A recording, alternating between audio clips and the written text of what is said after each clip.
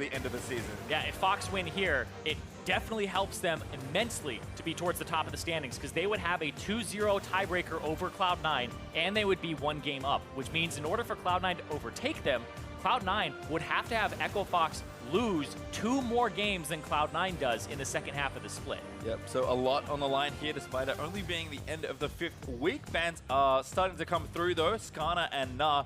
Nice to see Skarner finally getting some ban attention. It's won every game so far today. And 2 mid laners on the red side there for C9, Zoe and Azir taken away from Fenix. Yeah, if you don't want to end up, you know, playing it yourself, and Dardoch definitely favors the Zac a little bit more. I think taking away the Skarner and preventing the power farming and team fight potential is a great idea. As well as, you know, I like the Zoe ban here because we saw Phoenix's yesterday with the one-shots. Definitely remove that champion. Rise ban there from Fox. And I kind of like what you said about the Zac ban. I wonder if Cloud9 will feel comfortable enough taking that one away. GP, another big one to think about though. I think top lane's tough because I think with counterpick, Cloud9 probably feel pretty comfy leaving some stuff open here in phase 1, but a lot of consideration. And Tristana is the ban of all things, taking a carry away from Altec. I wonder if they'll first pick GP here, because he's first pickable and he's been banned pretty much all day and yesterday, but Huni has counter picks for it. Huni may just say, if they're going to take GP, I'll run the Lucian into it. I'll run different champions, and they actually don't go for the Zac either. They actually go for Sejuani, so feels like more of a denial pick away from Svenskeren, who's played a lot of Sedge so far. I mean, again, even with Sedge receiving some nerfs this patch, I believe, to her Q. Svenskeren able to navigate quite nicely. I kind of like this though from Cloud9, especially if they take the Ezreal here. Really just saying, hey, Altec, we know you like to play these safe, strong champions. We're just going to take them away from you. Yeah, and with the Tristana being banned away, this gives you one of those mobile carries that will allow yourself to get away from things like the GP ultimate if it does come out. So the Ezreal 4 sneaky here, and he's been a consistent performer. We talk about consistent performers on the side of Echo Fox with Fenix. You definitely have to talk about Smoothie and Sneaky on Cloud9 at the same time. Yeah, Sneaky's certainly played many years of Ezreal as well, so certainly something he's comfortable with, despite not being a super hard carry. Sven, considering a lot of different picks, Reaper nods his head. That means the pick is all but decided. It is Jarvan there for Cloud9, so presumably for the jungle there.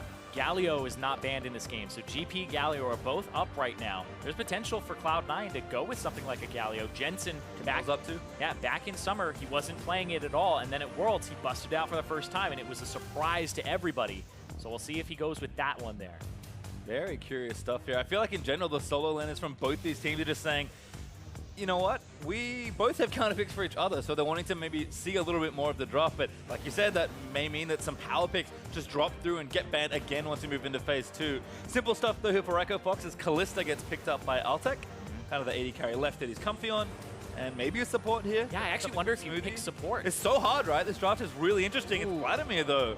So a flex pick here for Echo Fox. Also, exactly what was played by Licorice into Gangplank multiple times last week. Good point. Block a pick there as well. So it blocks him from that, would prevent you from picking the GP, but now this means that Licorice may just have to go to, a different pick. But I feel like, yeah, you pick off, you don't have to pick the top lane, because this could be mid lane Valdimir. Fenix was one of the first people to play the Cassiopeia, even when it wasn't really considered meta. And so I assume that, he would be willing to play the Valdimir, much like Fly did yesterday. I think this is just smart stuff overall. I like that Fox picked Vladdy because it gives him a lot of flexibility. But just C9 saying, you know what, Smoothie's been great on Alistar, let's give him that. Let's make sure to, get our counter picks here. They're confident Jensen can play just about anything depending on bans. And at this point, it's pretty obvious that they're just trying to give Licorice the best possible matchup. Yeah, give Licorice the best possible matchup, give him that final counter pick. But I feel like Smoothie on Alistar is just a completely different beast. I feel like you make this mistake once, and then every single time you play them since then, you're like, Alistar has to be somewhere on our ban list if it's available. 4 bans as well from Cloud9. Tarek was 1, Braum is the 2nd. They're kind of taking aggressive supports away from Adrian. They're also thinning that mid lane pool, which to me indicates a little bit that they may actually just be playing this Valdimir mid with the potential to flex it. Yeah, it's one of those things. It's like, well, are they banning mid laners because they already have their matchup, or, is it a ruse, right? Are they bluffing here and just banning mid laners? We'll have to see. There's Camille ban. I like that a lot from Echo Fox. Kind of shuts off a lot of the Camille Galio we could have seen. Yeah, because if they had locked in Camille here, then you'd have Galio potentially being an issue. Or if you locked in Galio here as Cloud9, the Camille would be something that they definitely have to worry about. Ooh, blind pick or blind-ish pick mid here for Jensen. Very safe, at least. Pretty neutral, yeah. Yeah, not really counter-picking much at all. Happy in the Vlad matchup, you have to think. Happy if it is a flex. I like it because it's actually good into both Vladimir and Cassiopeia, which is the main counter to Ryze. Orianna counters the Cassio. So this is actually a pretty big blocker pick. I really like it here. Yeah. That Ryze was banned away, but I think in general, just taking something safe for Jensen makes sense given how effective Fenix has been on a wide array of champions. But this means that if he's playing the Vladimir mid, it's not an ideal matchup. If he's playing, you know, the Cassiopeia, which I think would be next on the list for him, it's not an ideal matchup either. And right here, GP is locked in, so we'll see what Licorice has in store for it in the top lane. See if Tahm Kench is also the other one here. Licorice certainly bumped off one counter pick with Camille gone. There is the Tahm Kench lock-in for Echo Fox. Safe. Very safe here. Echo Fox have navigated well. Oh no, this whole time. I mean, C9 could also be flexing here. I don't think so, but we'll see. Certainly suggesting it here. Smoothie's just having fun, I think, at this point. I've seen him play Lucian. Yeah, Lucian! Okay, I wasn't going to say anything because I'm like, there's no way he plays Lucian against Gangplank. I love these top laners. I love them so much because yesterday, Huni played Yasuo and Tanar against Someday, the guy who invented that matchup back in the LCK, and now Licorice is playing Lucian into Huni, who invented this matchup, that top laner, and brought it into pro play. Well, I'll skip over the fact that maybe Huni's early success on the champion is not so good. I don't give a damn! I mean, yeah, Licorice was saying, you know what, I want to counterpick. This was the draft that Cloud9 were trying to craft, and they're saying, yeah, with resources, I can be better than you, Huni. Give me a counterpick and I will beat you. I love this from Licorice because from a mentality standpoint, this shows that when something is shown to be good, he's going to put in the hours. He's going to put in the time because almost no other top laner has practiced this champion in this matchup and has been willing to play it into GP. And Cloud9 were ready for it. That's why they didn't ban it. And these two teams have some great top laners here. This is going to be fun. Echo Fox. Nice safe stuff between the utility roles. Some good solid carries that scale nicely and a good, decently safe carry for Altec. On the other side, it's a lot of what we've seen, a bit more aggression perhaps from Cloud9. Again, that top side's been so effective, especially if Smoothie makes it a 4v3. We'll see what happens here in this one. A lot on the line here for first place. Last time they played each other, it was a bloodbath, the bloodiest game of the spring split so far. And right now, looking at these lanes, I'm expecting a little bit more of that too. Don't think that's going to change too much here. Echo Fox versus Cloud9 for these two teams to end their week. One of them will be in sole possession of first after this game. The other one will be in second for everyone playing at home. I mean, again, the top two teams in the league going to try and answer the question here in the middle of the split. Who is better? By extension, who is the best? Jensen, though, off to the early lead. Yeah, but last time they played each other, Echo Fox was behind early. Cloud9 had this gigantic early game advantage, and then they lost a team fight before the Baron, stole the Baron, and then lost another team fight immediately after, which put Fox in the driver's seat. But it still went to around 44 minutes for these two teams. I think as well, just these two teams have looked good at the start of the split and just continue to improve and look better as it's gone on. Fox cleaned up a lot of their play, a little less willing to pull the trigger as aggressively, and Cloud9 have just taken their style and refined it, and their games are getting even faster. Yeah, speaking of taking a style and refining it, I'm looking at the runes here for Licorice, because what Huni had done is he had taken an overheal build before, where he would go for a Vamp Scepter and just constantly lifesteal and just pressure. We have Licorice here with the Sorcery primary, but then his secondary is Precision, but he has Presence of Mind, the one that gives you basically refunded mana for X takedown or level seconds after leveling up or takedown. So in the lane, I expect him to be very aggressive, spending a lot of that mana to harass. You're right. Early Q there for Licorice onto Huni. Just a reminder, the LCS Lounge is also covering this game. Kobe's Van and Mythy on Riot Games too. If you want to catch that now, catch them at the same time, or just watch the VOD later. I feel like don't move the camera, just keep it here. This is where all the action is going to be for the early game. Yeah, I mean, absolutely. Tough early lane matchup here, but two very talented top laners. Licorice are already getting involved. I mean, if he can take down Huni and show that he can play this matchup, like that is huge for him. Because this guy, coming in as a North American top laner, he was one of the reasons people were saying Cloud9 lost the offseason, replacing Impact with a rookie from NA. Well, I think that meme is well and truly dead at this point. Oh, it is dead. It is in the ground. But look at this. Aggression Ignite. Smoothie, good headbutt. Altec wants to chase. Render's there, but good level 2 pressure there from Echo Fox's bot lane.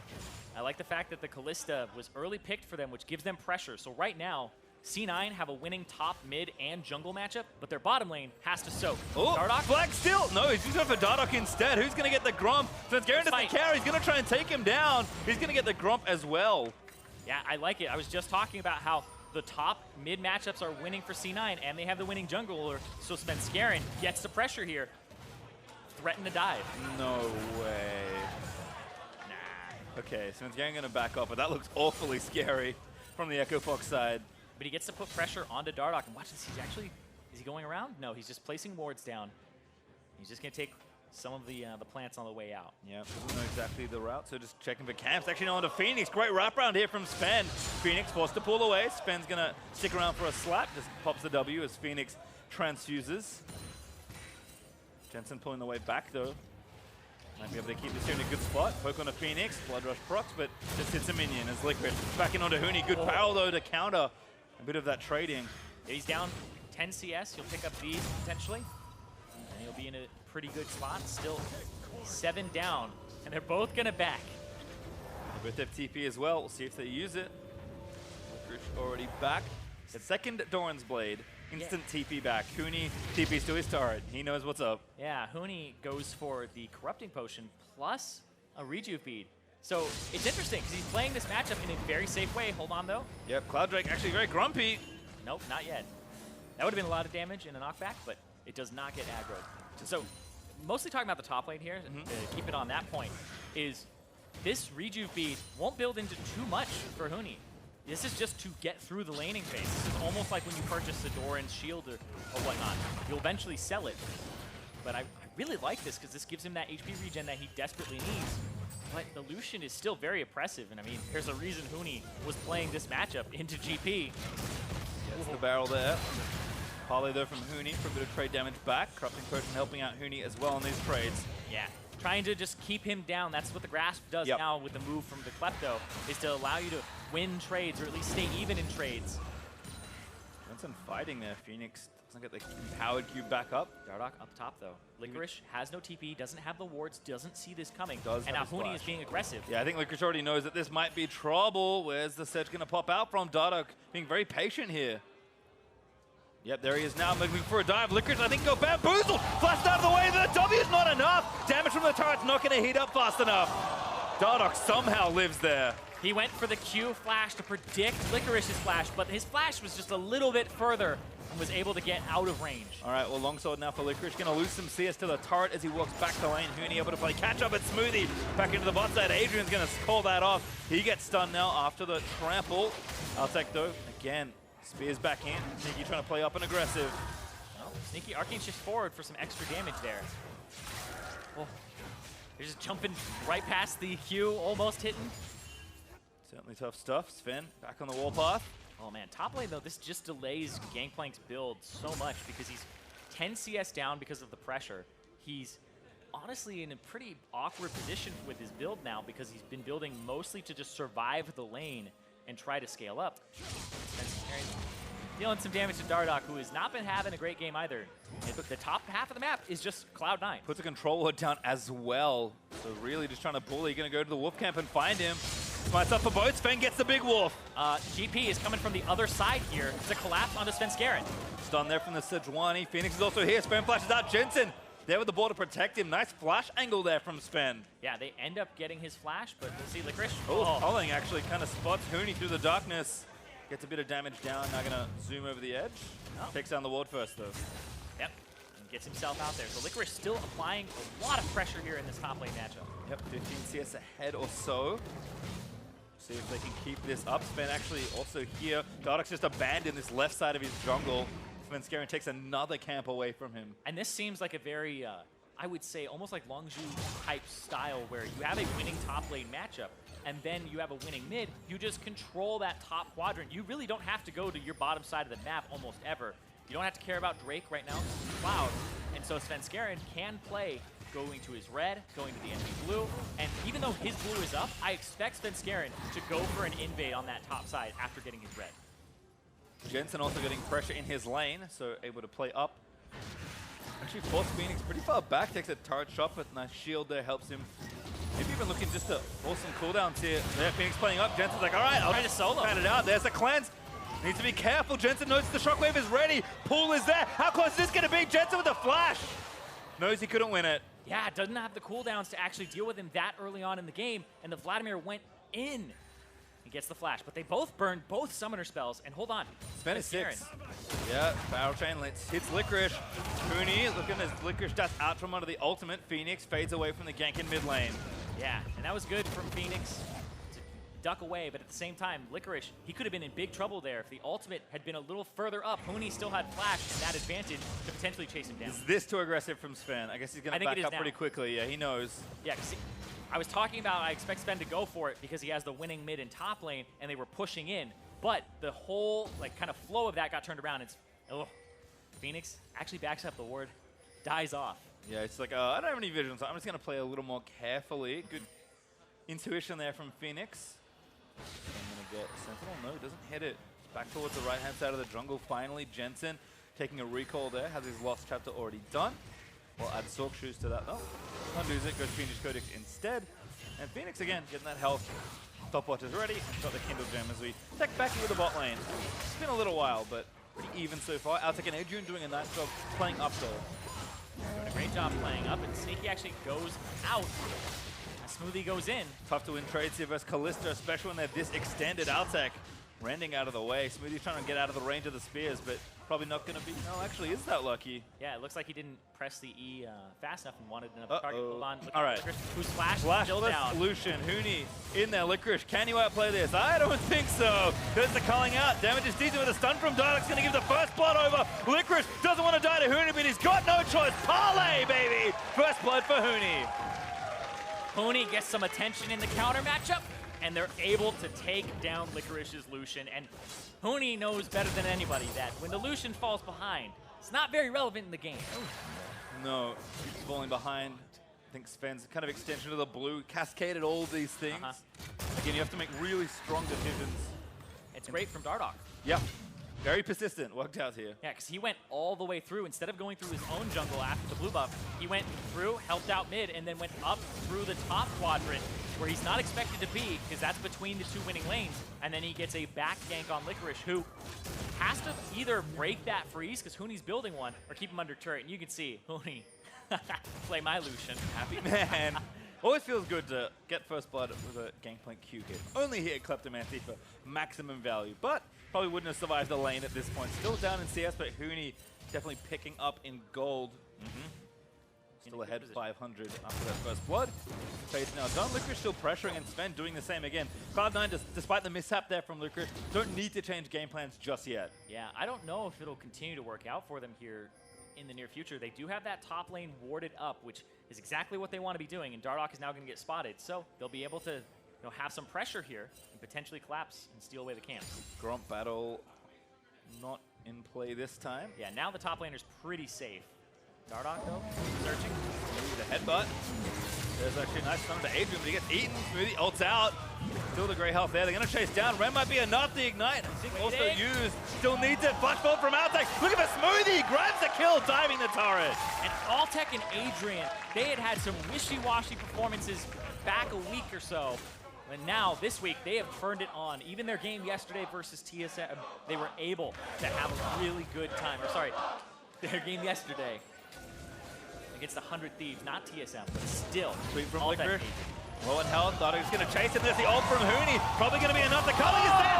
Flash into the ulti. Dardoch able to get the kill. Sven trying to answer. There's the dunk with the flash out from Dardoch. Could keep him safe. Now they're trying to do damage control. Smites the cannons. Counter smite there from Dardoch onto the big Krug. Sven still fancies it, but he's got no help. Smoothie's roaming up, but he's really late on this play. And it's been amazing from Echo Fox. They've been winning the bottom lane matchup, which means Smoothie is locked down. He doesn't get to roam. He has to take care of the potential for a dive. And right there, you saw he was the one who got dove. And now he's trying to finally get out on the map to affect it.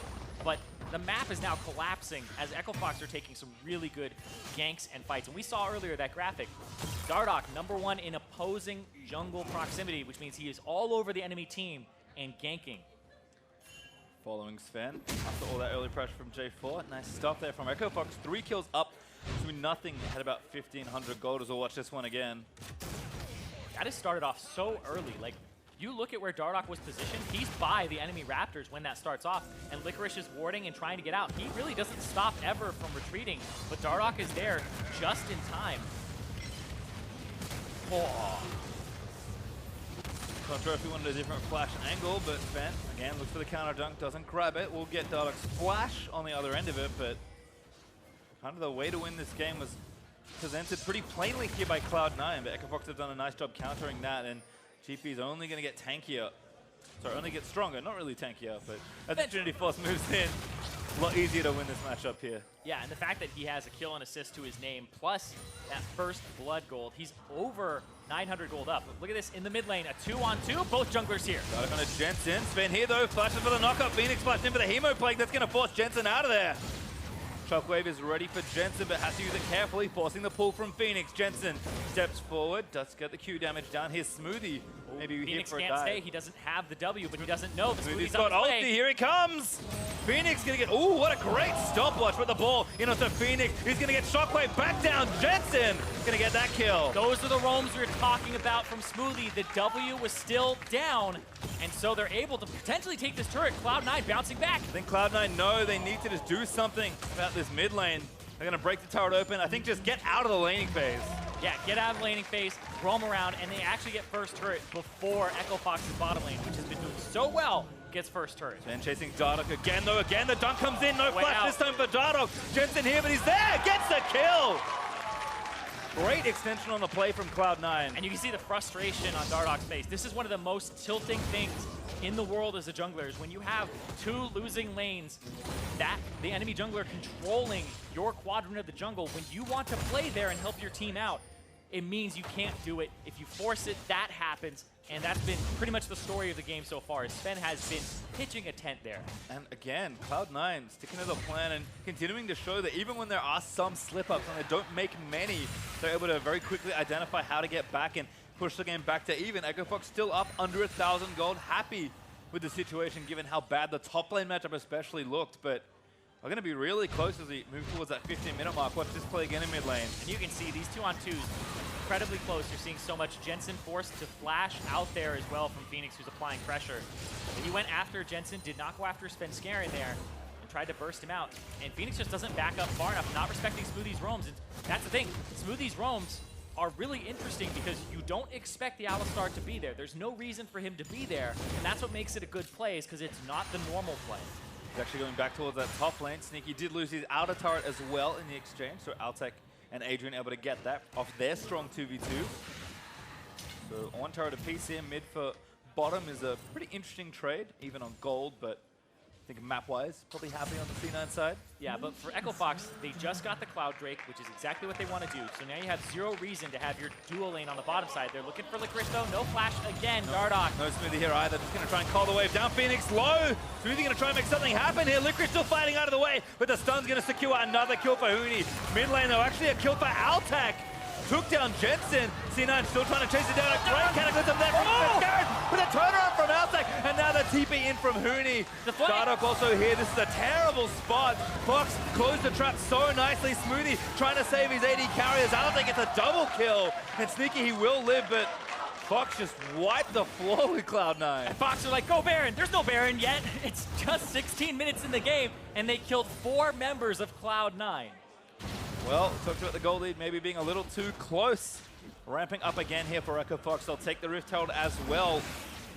Just to get themselves even further into the advantage for turrets. Top lane, probably not looking too hot there as Huni gets some free time. Oh yeah, and the Lucian is basically a walking bag of gold at this point. It's going to be so hard for him to actually contribute in these fights. When he doesn't win the lane, it's very hard for him to win the game. This is one of the reasons that you don't see a lot of those picks that aren't team fight oriented not in the meta, because of the fact that if something like this happens where they are constantly jungle pressured, you make one mistake, it's ending up with it completely blowing up in your face. And I love that Fenix turns it around here, has the backup of Adrian and Altec as they come through with the Abyssal Voyage to get the kill on Jensen, who doesn't have flash from before.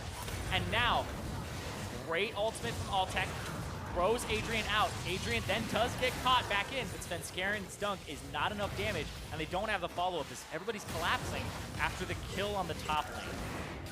He again sacrifices himself. Sneaky, the only escapee from that play from Echo Fox. Still even in turrets, but that's probably going to change soon with that Rift Herald being completed as a result of that. Trinity Force also up for Huni, so he's looking just fine in his matchup right now. He's actually looking more than fine right now. He is up, what, 1,600 gold over the Lucian. He's the most gold on his team except for Altec, who was picking up a few kills here or there. He's the second highest gold in the game behind Jensen. But Jensen is up almost 1,000 gold over Fenix. Feeling pretty good here on the Orianna. 20 CS lead with his 2 kills. Jensen set up to make things happen. So chased by Dardoch and Huni. It's the revenge. It is. Stun lands, but Sven's out of there. Not going to be back in there for the red buff, though. Yeah, finally when Huni rubber bands the matchup in top lane with the help of the king. Phoenix. Wait, he's trying to turn this still. The stun. Sneaky taking a lot of damage. The E doesn't land. Sneaky just ulties down. He's going to go down. Tahm Kench into actually make it a 3v1. I don't care. That was a 2-on-1 where Phoenix comes out on top with a kill. Iceborne Gauntlet Ezreal. Klepto not enough to kill that Vlad. I'm telling you, Phoenix has been playing out of his mind, but he has people on his team like Dardoch and Huni who have also been very consistent, but Phoenix plays like that open up the map for your entire team. I mean, Phoenix has, I think, a lot of good signature champs. We think about his Rises look good, his Azirs look really good. His Vlad's also one of them, but the problem is, at some point you just start running out of bans. Like, they stop becoming signature champs, they just become champs he plays. Exactly. There's Licorice and Huni back at it again, but this is a tough one for Lucian. Insta-flash, Huni takes him down! 0-4 and counting for the rookie top laner. Huni saying, don't you ever come back into this lane with that Lucian. Got to be a little jealous that he was able to play. You know, he always wants to play that champion. Is Lucian good here? No, but they gave him the GP thinking they can handle it.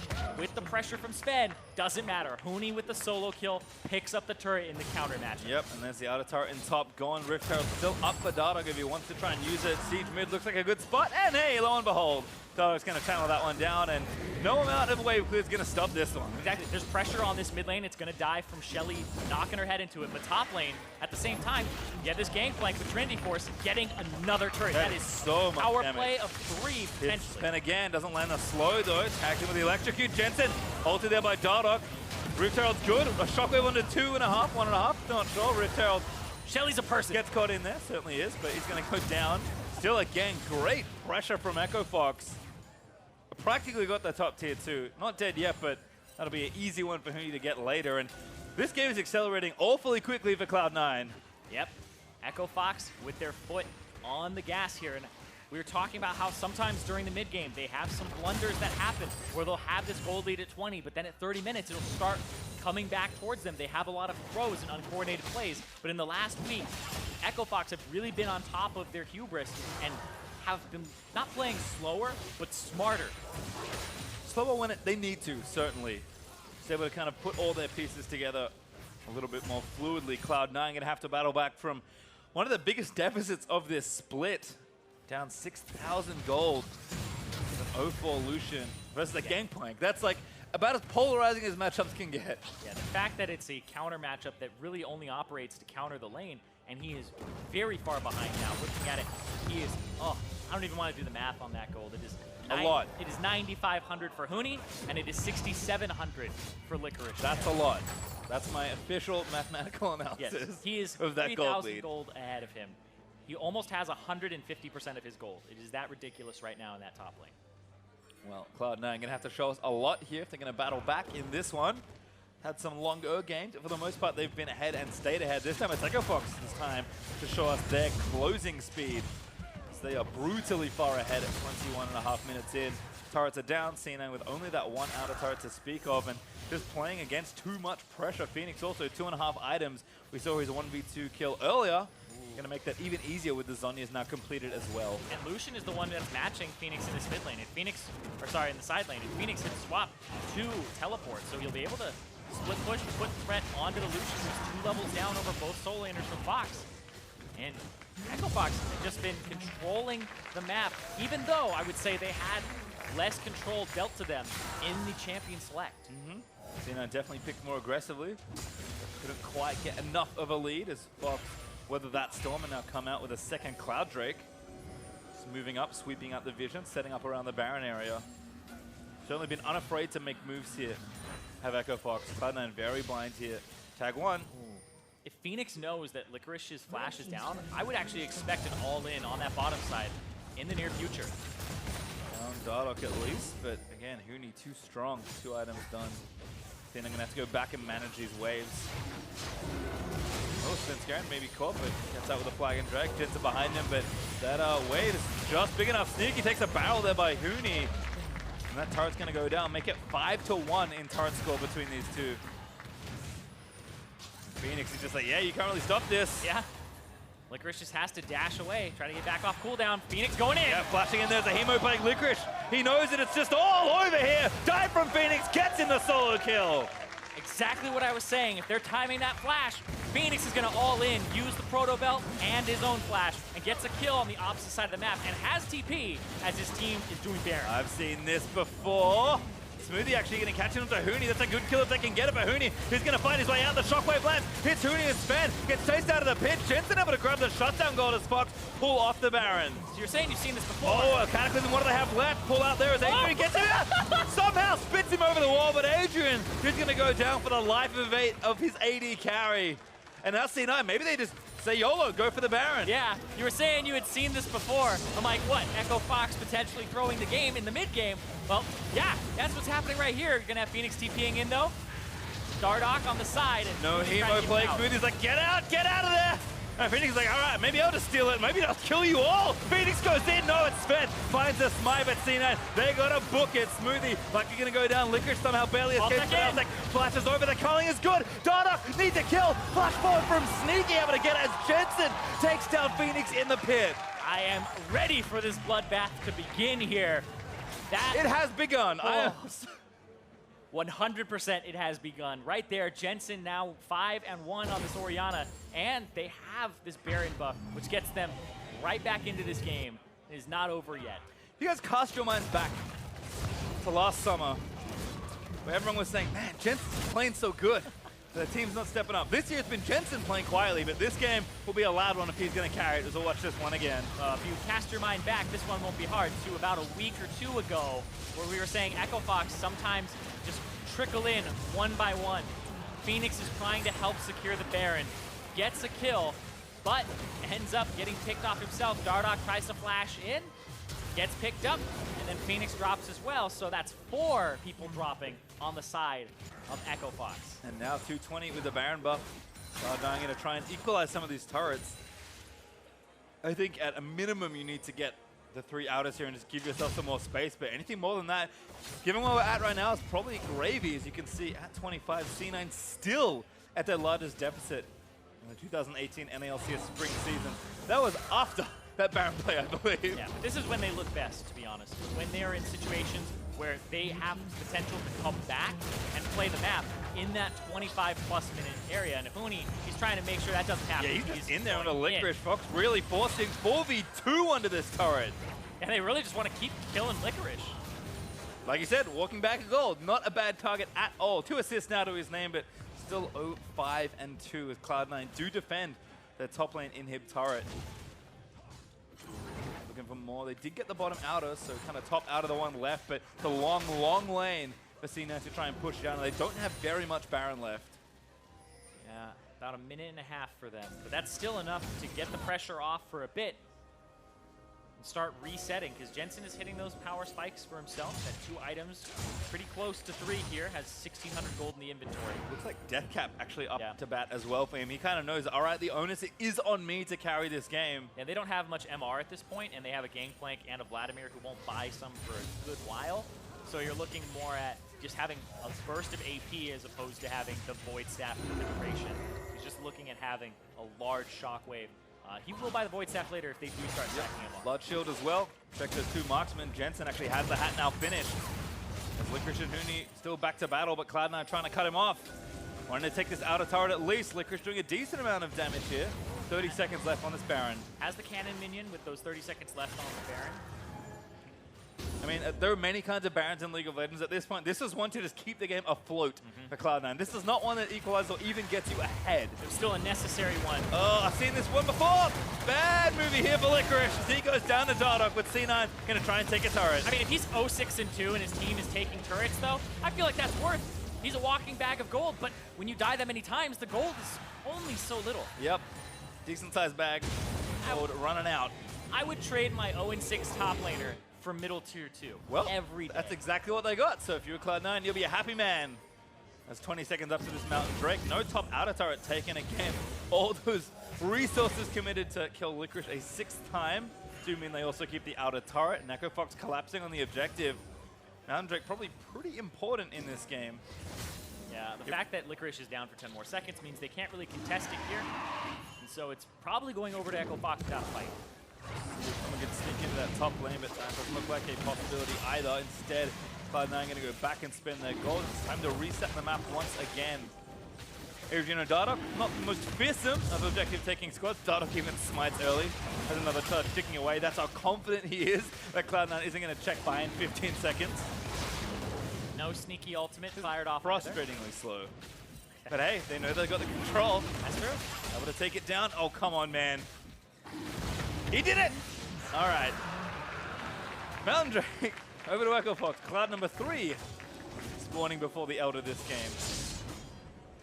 Red buff giving Sven a bit of a tough time. Huni's like, ooh, I like that very much. Oh, he was checking to see if it was still there. He doesn't get it. Doesn't get it. Doesn't get the barrel extension. I think that's what was missing. Yeah, he tried to go into the pit thinking that it was still up, but it was over and pulled by Svenskeren. Well, and look at this. Cloud9 continuing to try and make a play. Dardoch has been not spotted. Or if he has, Sven's like not that keen. He could just zip over a wall blindly. Nice lane will definitely Fox. Get some vision of the Cloud9 rotations as they push these lanes back out. And still, despite, you know, getting back here in this game, 5,000 gold still up for Echo Fox. And a lot of work to do for C9 if they want to try and even out this game. Echo Fox still well in the advantage. And the lane assignments become incredibly strange because they're trying to get back into it. You can see Sneaky is down about 50 CS, but in the top lane, this Lucian is 0-6. So normally the farm that a top laner would go, it's okay, AD carry, you take that wave, and then you just keep alternating on top and bot, and you go back and forth. You usually set up your AD carry for it. You have an AD carry, you have a marksman in the top lane. So the Lucian does need gold to operate, but now he's kind of starved for gold and has to put himself in weird situations to get it and have Sneaky get gold simultaneously. So the fact that he was taxed or had a pretty bad early game on the top side is now affecting the other parts of the map too, because he does need gold. So does Jensen, who's actually farming with Sneaky right now in the mid lane. Yeah, and that's what really makes it super awkward, right?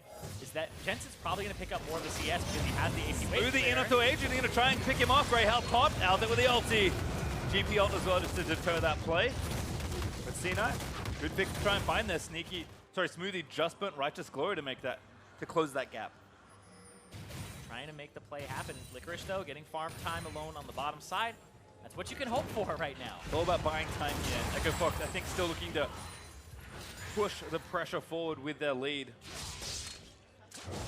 C9 again. Top lane's kind of a real big sore spot here. There's so much time to push the minions all the way back just to an outer turret. But then he just pushes them down to the halfway point and Huni answers, and then he has to stay in a very weird position where he's on his side of the map and he's never threatening turrets. Sneaky's now picking up lanes on the other side of the map because the Baron is now on the table in 5 seconds. Yep. So you have to play around that. I expect Huni to be aggressive here and to put pressure on, especially with the blue coming up, because that could be another advantage for him coming into the Baron fight. There's actually a ton of unspent gold in this game right now as well.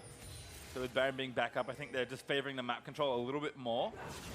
Wanting to, again, make sure they set it all up, get that vision down. So Baron will not be rushed down by either team, but certainly back on the table as the team try and play for that next objective. Really not able to quite barrel down the blue, but does steal it nonetheless. Already level 18. First in the game to level 18 as well. So he's been stealing jungle camps away. That's usually why top laners will actually have more experience than mid laners if they're a carry top, is once they win a matchup and they can go into the enemy jungle, they just start stealing camps away, and that puts them into that 18 mark a little bit sooner. Stacks being staggered, actually an Infinity Edge now for Licorice, so pretty good amount of team fight damage. 1v1, of course, will also be fine. Will it, though? I'm unsure. I guess we'll see soon. Oh, good eat there from Adrian. Smoothie frustrating to play against this duo. Each have a way to save each other.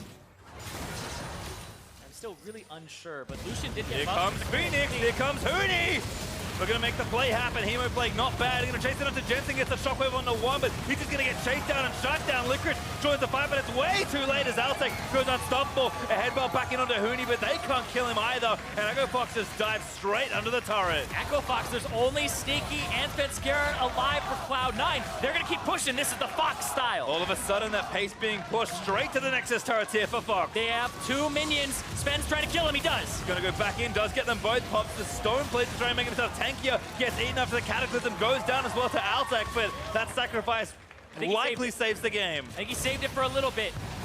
Don't know how long, though. Is it just a Band-Aid? We'll have to find out. Sneaky firing pot shots in. Doesn't have his ulti, just still trying to poke out of the way. Nexus turret 1 melting there as Sneaky. Gonna try and weave in enough autos to maybe get a kill, but the Nexus is gonna be exposed soon. Smoothie, he's back, but the Nexus is open. Sneaky just can't do it. Echo Fox calculate that win and take down Cloud9 for first. And now they also have the 2-0 head-to-head over Cloud9, which means getting first place away from this dominant team is going to be difficult.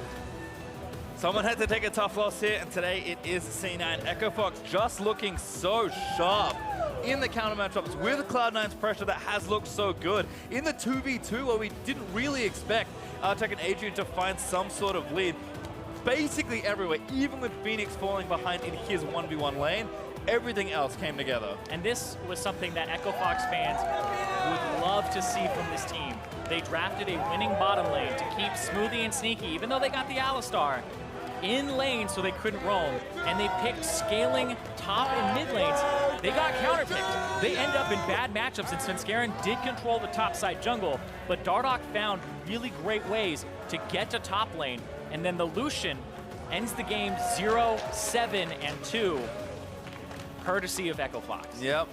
Huni and his Lucian love sends his regards, as we saw the Fox father out there as well. Lots of support here out in the stands for Echo Fox, and well-deserved. They are now officially, at least for now, your #1 team in the NALCS. Yeah, and Echo Fox, this is pretty much the exact opposite of where this team used to be, right? You think of Echo Fox as an organization, were struggling, had never made playoffs, had about where they were about 7th place multiple times, 10th place, floating around that bottom half and never having a postseason. This time, they are looking at the postseason. They are 9-1 at the end of week 5, and they are potentially looking at a first-round bye. It's not about, if they get there, because they will. It's about what they do, when they do. With that, we'll send it down to Overly Senpai and Fox's support, Adrian. Thanks, PastryCo. Hi, Adrian, congratulations on that win, taking sole possession of first place. How does it feel to pick up the win today, and on your birthday, no less? Yeah, it feels really good to be first place, because I think this is the first time Echo Fox has ever been first like this. Looking at that game, what was the team's reaction, and more specifically, Huni's, to the top lane Lucian pick? Yeah, Huni was laughing when Licorice took Lucian, because he knew he was going to win either way matchup, because Huni's just a better player. I like the confidence in your teammate there. Now, Echo Fox has had a fabulous split so far. To what do you attribute the team's success?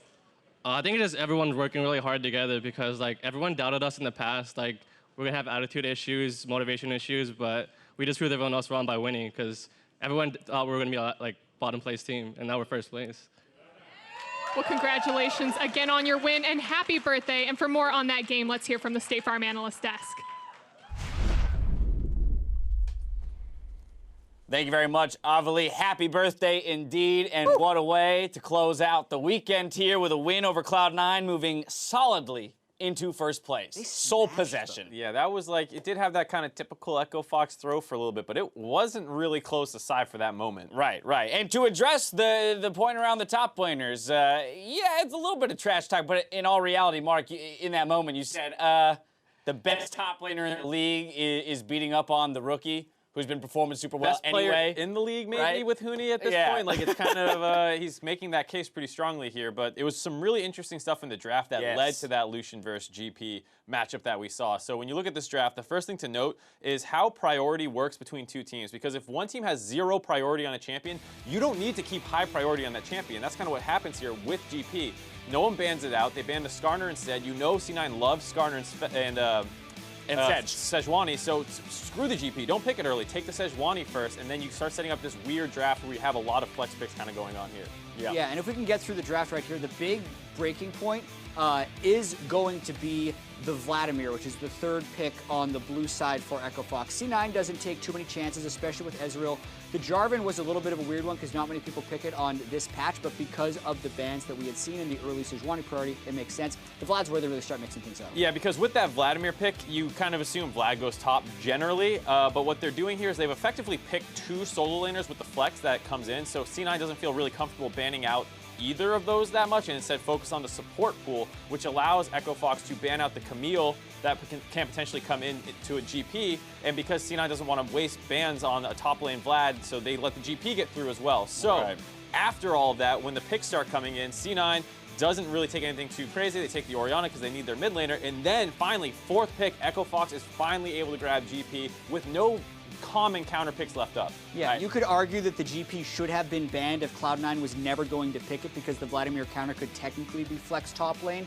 And Huni's GP is really nasty good. Yeah. He's amazing at sometimes solo carrying games with it. But overall, I think they thought Licorice would be able to pull out that Lucian counter pick, and they were wrong. Right, yeah, some intelligent drafting from Echo Fox there to kind of know what they could and couldn't prioritize. But all of the focus to the top lane here just made it kind of a living hell for Licorice. Yeah, I mean, Dardoch camped him. 19.33% jungle proximity top lane is 3 times his average jungle proximity top lane. And it was tough to get up there, too. Like, Svenskeren was invading his blue buff jungle, but Dardoch was finding all these different ways to path around to kind of catch Licorice pushed up in situations that he couldn't escape, and he just had to accept his fate a few times and take the death. Yeah, I think you got to give a little bit of credit to Dardoch here as well, because with the Lucian matchup, you're pushed up in the lane so far, you can take slower paths that wrap further around behind. A number of times, like you saw, he was dying under his 2nd tier turret with his 1st one up. So Dardoch was doing a great job hounding him in that top lane. And then you have to give credit to Fenix as well on the Valdimir because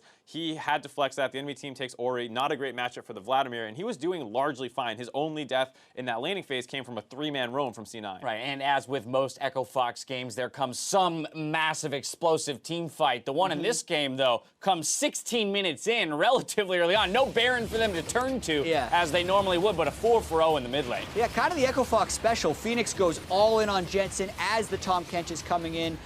They pick up that kill, and obviously C9 thinks they can turn it around because they've burned so much.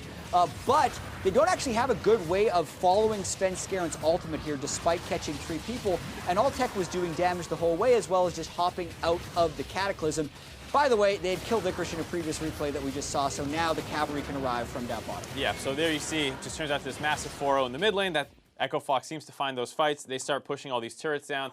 And like we said, this was a smashing, all things considered. There was a brief moment where they threw the game and lost the Baron buff, which Echo Fox is prone to do, but the Goldie was still around 4,000 or 5,000, and you're looking at a 0-5, 0-4 Lucian top at that point. So you were not really concerned at all about the state of the game. And as soon as the Baron buff runs out and they get to reset the waves, they get this nasty flank off with the 1-3-1 that they had set up. Yeah, and they had burned the summoner spells early because of the Sejuani initiate, and then their 2 solo laners can just destroy the backline. And what I liked about this Echo Fox game, and both of their games this week actually, was kind of the reliability and the repeatability of the way they seem to be winning now, rather than just forcing these super aggressive 50-50 Barons that are going for it.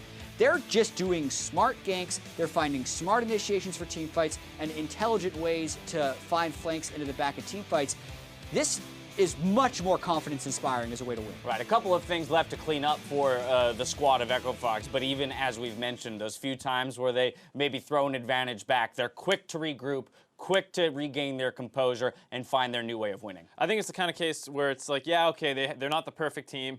That's not a surprise. Almost no team in any league is the perfect team, and while they have these kind of very jarring mistakes compared to some other top teams in leagues, they're you know, pros, what they do well is so much better than anyone else in the NALCS. Echo Fox 2-0 in the head-to-head now against Cloud9. What's our opinion of this Cloud9 squad, as the only 2 losses they've taken have been against this Fox squad? They're still super good. Second place? Is that, yeah, they're still the 2nd best team. I haven't seen, like, who we're going to say is better than them right now? Clutch, Liquid? C9's still clearly really good, and even this game, we kind of saw flashes of them nearly pulling it back. Jensen's Orianna had those 5 kills, but just the Lucian got so far behind that they couldn't play around that weak point in the top lane. I mean, and again, it kind of feels, or how much of this do you think this is C9 trying things? Just as we said earlier today with Team Liquid, right, where they seem to, in some ways, be attempting to find new strategies and new playbooks within the regular season when they have the allowances to drop some games. Cloud9 here throwing a Lucian into the top lane